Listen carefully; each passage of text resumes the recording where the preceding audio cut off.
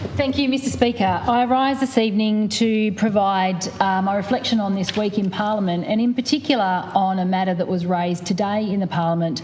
In fact, it wasn't raised. There was no response given to a question in question time this morning.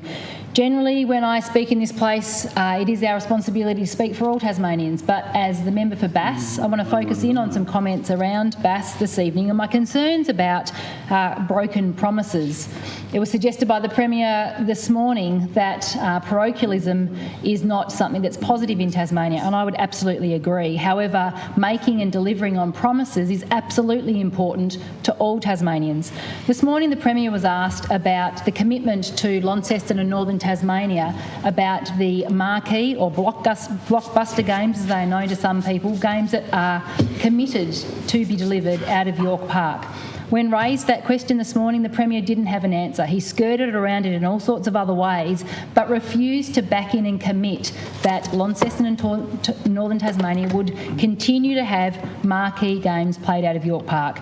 Now, we know, as we have uncovered over the last few weeks, that this government haven't done their work and they don't know the true costs of the stadium that they're proposing in Hobart. They don't understand the full capital costs and they don't understand the operational costs because they haven't done the work and they don't have a business case. And in doing so, they have done some figures and have been presented with some information that suggests to make this stadium that they propose to build in Hobart viable, they will have to host 44 events. That's one event every 8 days. Now, in order to do that, anyone that understands the economy and the capacity of the economy, that there is no question that they will have to drag away not only the marquee football games from Northern Tasmania, but the additional marquee events that have been promised to that community.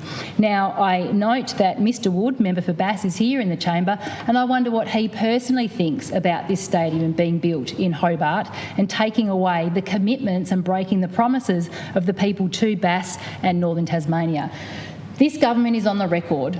They have said that any development of AFL in Tasmania would not take away what has been community and business saving activities in winter around marquee football events and marquee events.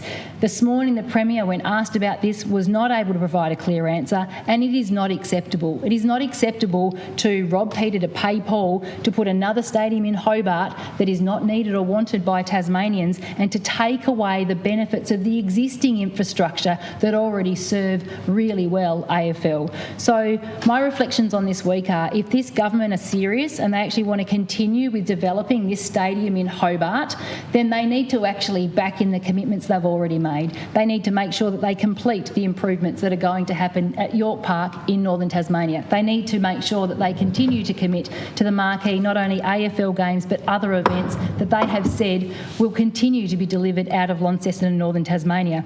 And as proposed this morning in a question by another member of this place, for instance, the funding that they say this stadium might cost, they have already, like a carrot on a string to the Northern Tasmanian community, proposed $580 million for a master plan for the LGH. Well, they could deliver on that project now with the funds that they're proposing for this another stadium, but as far as we've seen, there's hardly any funds committed for that next stage master plan for the LGH. So while this government is so obsessed with the development of this new stadium in Hobart, what I want to know for the people of Launceston and Northern Tasmania, for the people of Bass, is will this government back in their commitments to continue the improvements at York Park, and will they back in the marquee games for AFL and other blockbuster events that serve Launceston and Northern Tasmania?